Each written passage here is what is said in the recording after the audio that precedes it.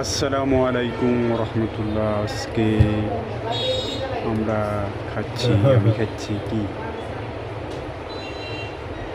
Chicken burger.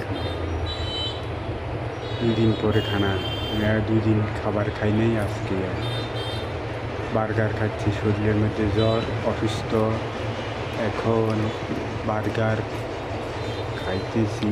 তারপরে পানি খাবো, একটু খাবারটা খেয়ে নিই। এই খাবারটা আমাদের ম্যাডামে খাওয়াচ্ছে, উনি নিয়ে আসছে আমার জন্য। আসার সময়